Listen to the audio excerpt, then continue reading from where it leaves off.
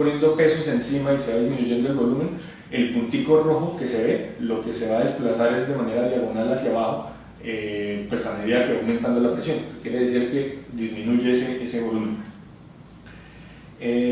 Bueno, hacemos ya lo de temperatura. En temperatura tenemos una situación similar, son unas condiciones de referencia que ya lo mencionaba Ángel, que son 60 grados Fahrenheit.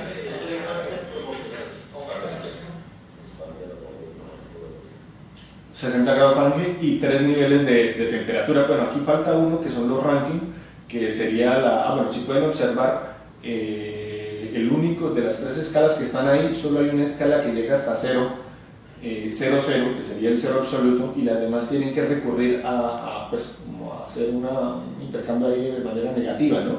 Y llegan, Celsius llegan a menos 273 y Fahrenheit a menos 460.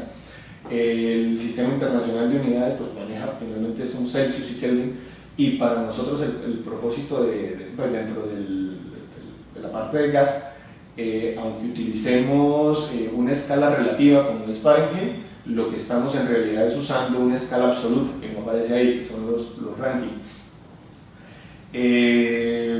Algo de resaltar acá, estas escalas, pues no sé la verdad de dónde salieron, pero la de Celsius es muy sencilla porque finalmente lo que equivale es el punto de congelamiento del agua y el punto de ebullición de 0 a 100. De hecho, inicialmente se conocía como centígrados, ¿no? Y centígrados finalmente es por poder dividir en 100 esa escala, desde el punto de congelamiento hasta el punto de ebullición. Pero eso es un término que no es adecuado para manejar pues las temperaturas. El término correcto es Celsius, si vamos a manejar el sistema internacional. Nosotros básicamente nos movemos dentro del otro sistema y utilizamos para eso pues Fahrenheit. Listo. Al igual que como pasamos a la siguiente, por favor,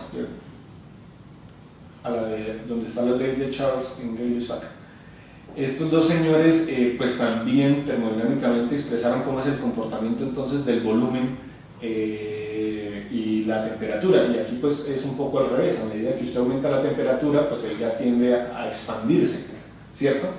Lo que quisiera pues digamos con estas dos leyes, la que veíamos antes, la de Boyle y la de Charles, es que podemos unir las dos para mirar lo que es pues, los gases ideales, que es la ecuación siguiente que tenemos, pues, donde podemos relacionar el caudal, que finalmente es la cuantificación del flujo, con respecto a la velocidad, a la presión y a la temperatura. No tenemos aquí, digamos, en consideración, o no vamos a centrarnos mucho en lo que tiene que ver con los factores de compresibilidad, porque ese tema también puede ser un poco más largo. No sé si más adelante de pronto lo tengan dentro de la capacitación, esa parte, lo de compresibilidad, factores de compresibilidad y eso. Entonces vamos a concentrarnos únicamente en lo que tiene que ver con gases ideales. Y yo les planteé una pregunta abajo, que cómo maximizar el flujo de gas en la red. Pues obviamente sin recurrir a derivadas, ¿no? No vamos a hacer eso, simplemente viendo la ecuación, ustedes cómo verían que podemos nosotros maximizar. Finalmente somos una empresa de transporte, ¿no? Y entre más gas transportemos, pues muchísimo mejor. Entonces, ¿cómo maximizamos nosotros el flujo de gas en la red de transporte? ¿Cómo, perdón? Aumentando presión, entonces, ¿cierto? ¿Qué más?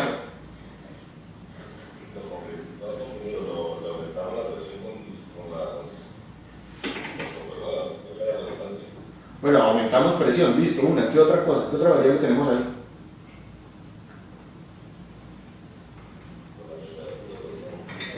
¿Qué sucedería con la temperatura? ¿Cómo se comporta la temperatura entonces? Enfriando el gas. Entonces debemos manejar temperaturas más bajas, presiones más altas, y la velocidad, obviamente, velocidades mucho más altas, ¿cierto? Sí, correcto. Ok, pero entonces en ese orden de ideas tenemos algunos límites, y que lo podemos ver en el siguiente slide. Y los límites son pues, de dos tipos: límites regulatorios y límites normativos. En cuanto a regulatorios, pues el RUT obviamente nos dice en cuanto a la presión que no podemos pasar de 1200 psi, ¿cierto? Esa es la presión máxima que descargan las compresoras, que pueden descargar las compresoras. Y la temperatura de 45 a 120 grados Fahrenheit. Ese límite de 120 grados pues finalmente es como para ponerle un toque a la parte de compresión, porque ustedes saben que en las compresoras se tiene también un aumento de temperatura precisamente por el trabajo que se hace sobre el gas, y que las compresoras tienen un sistema de enfriamiento para poder cumplir con estas condiciones de 120.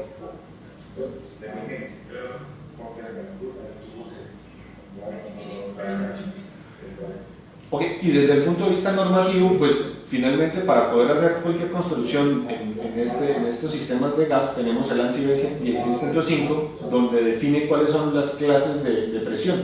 Nosotros vemos en verde lo que generalmente utilizamos, ANSI 150, 300 y 600. Yo solo sé que ANSI 900 se utilizan por allá en API, creo. Gonzalo. Gonzalo.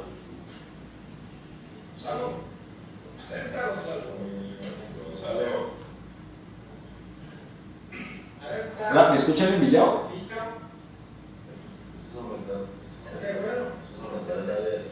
¿Me escuchan en Villavicencio?